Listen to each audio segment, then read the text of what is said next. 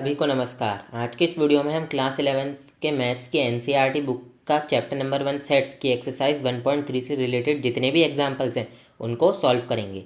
इस वीडियो को बनाने से पहले मैंने एक्सरसाइज 1.3 का इंट्रोडक्शन डाला है, तो उसको आप पहले जाकर देखिए, क्योंकि उस इंट्रोडक्शन में मैंने जितने भी कॉन्सेप्ट आप लोगों को बताए हैं उन्हीं कॉन्सेप्ट से आपके ये एग्जाम्पल्स सॉल्व होंगे।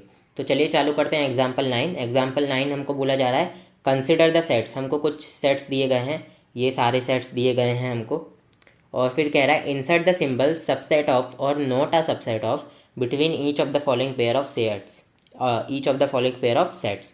तो देखिए सबसे पहले इन दोनों सिंबल्स का क्या मतलब होता है ये मैं ब्रीफ में बता देता हूँ। मैंने क्या बोलते हैं इंट्रोडक्शन पार्ट में डिटेल में एक्सप्लेन किया है। मान लो ए सेट है 1,2,3 और बी सेट है 1,2,3,4। तो हम क्या लिख सकते हैं? हम लिख सकते हैं A subset of B. A subset of B क्यों लिखा? क्योंकि ए के सभी एलिमेंट्स बी में प्रेजेंट हैं। देखो ए में कौन कौन से एलिमेंट है 1,2,3 और बी में कौन कौन से एलिमेंट है 1,2,3,4। तो ये ए के एलिमेंट भी तो बी में है, भले ही बी में 4 अलग से है, लेकिन उससे हमको कोई मतलब नहीं है। ए के एलिमेंट तो है ना बी के अंदर, इसलिए हम ए सबसेट ऑफ बी लिख देते हैं। ठीक है, अब देखो, और हम एक और चीज़ लिख सकते हैं B not a subset of A. इसका क्या मतलब है ये मैं ब्रीफ में बता रहा हूँ कि बी के सभी एलिमेंट्स ए में प्रेजेंट नहीं हैं, तो उसके लिए हम ये वाला साइन यूज़ करते हैं। देखो बी में कौन कौन से एलिमेंट है 1,2,3,4। ए में 1,2,3 तो है लेकिन 4 नहीं है, तो बी के सभी एलिमेंट्स में 4 भी आता है और 4 ए में है नहीं, तो इसलिए हम लिखेंगे B not a subset of A. तो आई होप आप लोगों को शॉर्ट में इसका कॉन्सेप्ट समझ आ गया होगा। तो अब हम इंसर्ट करते हैं सिंबल। तो सबसे पहले सेट्स कौन कौन से हैं? एक तो है फाई। फाई क्या होता है? फाई का मतलब है ये, ठीक है, ये वाला सेट, एम्प्टी सेट जिसे बोलते हैं। तो फाई सबसेट ऑफ बी मतलब क्या फाई सबसेट है बी का कि नहीं है? ये सिंबल या ये सिंबल पहले पार्ट में यूज़ होगा। तो देखो फाई हर सेट का सबसेट होता है, ये चीज़ भी हमने इंट्रोडक्शन पार्ट में जानी थी। एक्सरसाइज करीबन शायद 1.2 या 1.1 में ही था, पता नहीं किस में था, आप देख लेना। ये देखो फाई सबसेट हो जाएगा बी का, क्योंकि फाई हर सेट का सबसेट होता है। क्योंकि फाई के अंदर जो खालीपन है वो सारा खालीपन तो हर सेट में होगा दुनिया के अंदर। मैंने इस चीज़ को पिछले वीडियो में एक्सप्लेन कर रखा है, पिछला ही वीडियो है वो, तो उसको आप जाकर देखिए, एक्सरसाइज 1.3 का इंट्रोडक्शन। अब देखो क्या ए सबसेट ऑफ बी है? देखो ए के अंदर एलिमेंट्स है 1,3, बी के अंदर एलिमेंट्स है 1,5,9। तो ए के सभी एलिमेंट्स बी में नहीं है, 1 ए में भी है 1 बी में भी है, लेकिन जो 3 है वो ए में है लेकिन बी में नहीं है। तो ए हो जाएगा हमारा not a subset of B, A not a subset of B. ये वाला सिंबल हम यूज़ करेंगे।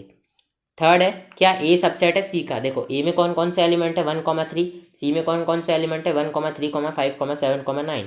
तो ए के सभी एलिमेंट्स 1,3 सी में हैं, तो हम लिख देंगे ए सबसेट ऑफ सी। अब देखो क्या बी सबसेट है सी का? बी में कौन कौन से एलिमेंट है 1,5,9, यहाँ पर देखो, और सी में भी 1,5,9 है, हाँ है 1,5,9। हमको इससे मतलब नहीं है कि सी में 3 और 7 भी है, हमको बस ये देखना है क्या बी के एलिमेंट्स सी में है कि नहीं, क्योंकि यहाँ पर पूछा है बी सबसेट ऑफ सी है कि नहीं। तो बी सबसेट ऑफ सी है, तो यहाँ पर हम सबसेट का साइन लगा देंगे। चलिए चलते हैं हम लोग एग्जाम्पल नंबर 10 पे। काफ़ी छोटा सा एग्जाम्पल है वो। एग्जाम्पल 10 है हमारा, let A set is equals to A E I O U and B set is equals to A B C D. ये यहाँ पर ये सेट्स लिखे हुए हैं। Is A a subset of B? इसका आंसर दिया हुआ है नो। अब ये जो लिखा है ना ये वाई, ये बुक वाले अपन से पूछ रहे हैं कि ऐसा क्यों है, ए सबसेट नहीं है बी का, तो ऐसा क्यों है कि ए सबसेट नहीं है बी का। और इस बी या सबसेट ऑफ ए, तो इसका जवाब भी है नो। और ये जो वाई लिखा है ना, इसका मतलब आप लोग समझो, ये बुक वाले हमसे पूछ रहे हैं कि बच्चों तुम सोचो कि बी सबसेट नहीं है ए का, तो क्यों नहीं है। ये क्वेश्चन का हिस्सा नहीं है, ठीक है। ये जो वाई लिखा हुआ है ना, ये क्वेश्चन का हिस्सा नहीं है, तो आपको क्वेश्चन में स्पेसिफाई नहीं करना है कि ए सबसेट नहीं है बी का या फिर बी सबसेट नहीं है ए का, तो क्यों नहीं है। लेकिन यहाँ मैं आपको समझाऊंगा तो बताऊंगा कि क्यों क्यों नहीं है। तो अब देखो आंसर तो यही है, ये रहे आंसर्स। अब देखिए ये जो वाई है इसका उत्तर भी मैं आपको दे ही देता हूँ। मान लो ए सेट हमको, मान क्या लो, ए सेट गिवन है ए ई आई ओ यू। ये थोड़ा गलत बन गया, इसको इस तरीके से बनाना, ए ई आई ओ यू। अब बी सेट हमको क्या गिवन है, बी सेट हमको गिवन है ए बी सी डी। तो देखो ए के अंदर ए है, बी के अंदर भी ए है, लेकिन ए के अंदर ई है, बी के अंदर ई है ही नहीं। तो सबसे पहले तो ए सबसेट ऑफ बी होगा ही नहीं, क्योंकि ए के सभी एलिमेंट्स बी में है ही नहीं। ठीक है, और अब देखो बी में है बी, ये वाला एलिमेंट बी, ये ए में नहीं है, कहीं दिख रहा है ए में? तो बी के सभी एलिमेंट भी ए में नहीं है, इसलिए A not a subset of B comma B not a subset of A, ये कारण है। अब ये क्वेश्चन में आपको स्पेसिफाई नहीं करना है, क्वेश्चन में तो बस आपको यस और नो में उत्तर देना था, जिसका उत्तर यहाँ पर नो पहले ही लिखा हुआ था। ये जो वाई है इसका मतलब अभी भी मैं कह रहा हूँ समझो, ये क्वेश्चन का हिस्सा नहीं है ये वाई। आपने एनसीईआरटी के बुक्स में देखा होगा क्लास 10th में भी, ये जो वाई लिखा रहता है ना, ये आपके समझ के लिए लिखा हुआ है कि आप बच्चों खुद सोचो, आपकी जो भी थिंकिंग स्किल्स हैं वो इम्प्रूव हो, इसलिए ये एनसीईआरटी वालों ने लिख रखा है कि आप बच्चों खुद सोचो कि ऐसा क्यों है, अगर ए सबसेट नहीं है बी का तो क्यों नहीं है, बी नहीं है तो क्यों नहीं है। तो वो क्यों का कारण मैंने आपको बता ही दिया, क्योंकि ए के सभी एलिमेंट्स बी में नहीं है, बी के सभी एलिमेंट्स ए में नहीं है। ए में एक एलिमेंट है ई, और बाकी एलिमेंट भी इसमें नहीं है, कहीं देख लो, और बी के तो सी और डी इसमें है ही नहीं कहीं। तो मतलब आप देख सकते हो काफ़ी सारी एलिमेंट्स प्रेजेंट नहीं है, बी सी डी ए में नहीं है और ई आई ओ यू बी में नहीं है, बाकी ए कॉमन है दोनों में। तो सभी एलिमेंट्स होने चाहिए, तो सभी एलिमेंट्स तो है नहीं, इसलिए यहाँ पर नो आंसर में हमने लिखा है। चलिए अब चलते हैं एग्जाम्पल नंबर 11 के तरफ। काफ़ी इजी एग्जाम्पल है, वो भी थोड़ा ट्रिकी है, लेकिन मैं आपको अच्छे से समझाऊंगा। एग्जाम्पल 11 इस एक्सरसाइज से रिलेटेड लास्ट एग्जाम्पल है हमारे सामने। Let A B and C be 3 sets, यहाँ से पढ़ रहा हूँ मैं। If A belongs to B, ये साइन किसका होता है? बिलोंग्स टू का होता है। And B subset of C, यानी कि बी के सभी एलिमेंट सी में प्रेजेंट है। Is it true that A subset of C, हमको ये बताना है कि क्या ए सबसेट ऑफ सी है, अगर ये दो कंडीशंस हैं हमारे पास तो। इफ़ नॉट गिवन एग्जाम्पल, अगर नहीं है तो एग्जाम्पल दीजिए।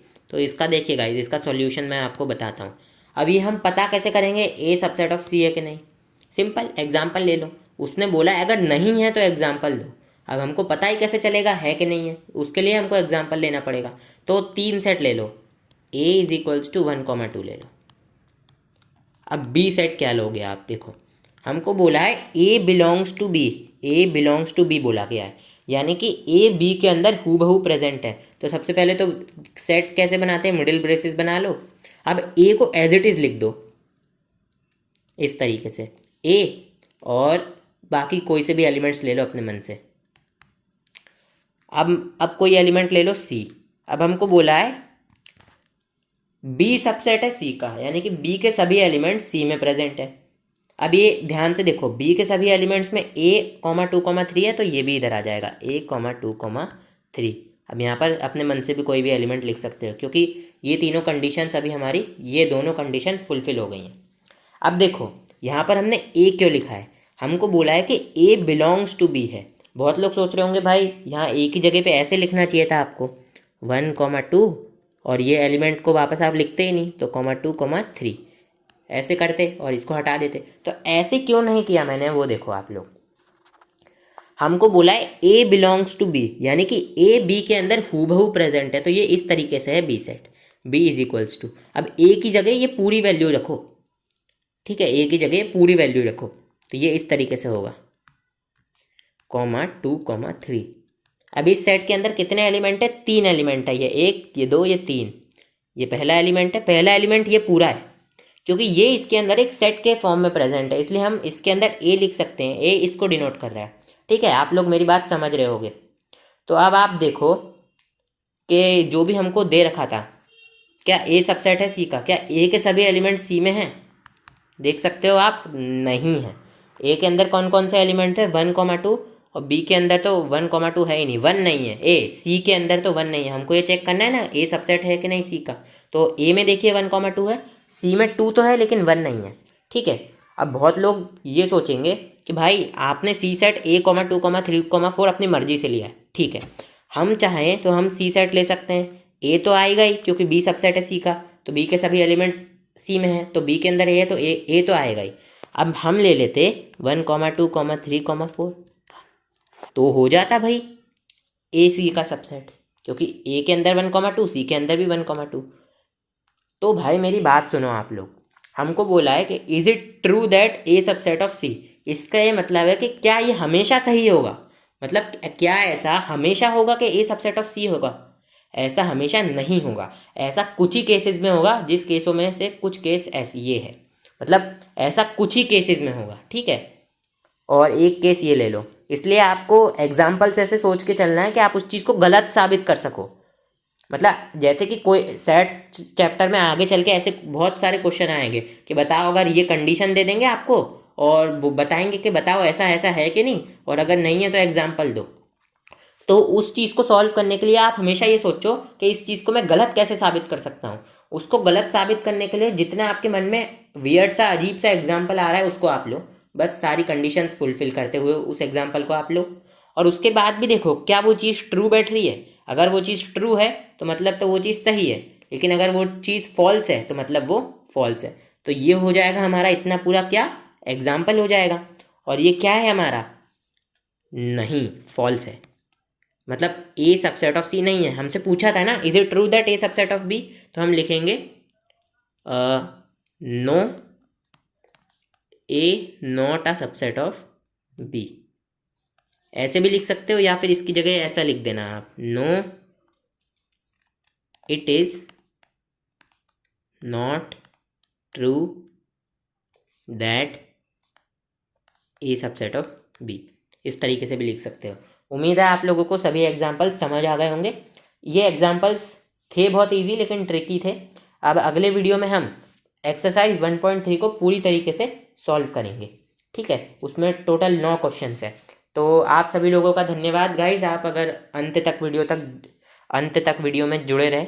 और मैं तो आप लोगों से यही कहूँगा कि अगर आपको समझ आई हो बात, ये जितने भी कॉन्सेप्ट मैंने आपको समझाए, जितने भी एग्जाम्पल वो आपको समझ आए हो, तो वीडियो को लाइक ज़रूर कर देना। जो भी आपके दोस्त क्लास 11th में हैं उनसे ये वीडियो शेयर भी कर देना जिन्होंने मैथ्स ले रखा है। So thank you guys for watching. हम मिलते हैं आपसे अगले वीडियो में, जिस वीडियो में हम एक्सरसाइज 1.9 को सॉल्व करेंगे। धन्यवाद आप सभी का। और अगर आपको कोई भी डाउट हो ना, तो या तो आप कमेंट सेक्शन में पूछ लो, या तो अगर आपको फास्ट रिप्लाई चाहिए तो डिस्क्रिप्शन में एक लिंक दे रखी है मैंने डिस्कॉर्ड की, वहाँ उसको खोलो। और वो लिंक खोलने के बाद, मतलब वो लिंक आप डायरेक्टली खोल नहीं पाओगे, उस लिंक को एक पेपर पे लिख के रख लो, और फिर अपने प्ले स्टोर पे जाकर डिस्कॉर्ड ऐप डाउनलोड करो। और डिस्कॉर्ड ऐप में रजिस्टर करके वहाँ पर एक ऑप्शन होता है ऐड सर्वर का, वहाँ पर जाओ और उस लिंक को मैनुअली हाथ से लिख दो, क्योंकि अभी यूट्यूब के किसी ग्लिच की वजह से एक्सटर्नल लिंक्स क्लिकेबल नहीं है। सो ठीक है गाइज, आज के इस वीडियो में इतना ही, और अब मिलते हैं गाइज अगले वीडियो में। तब तक के लिए बाय बाय।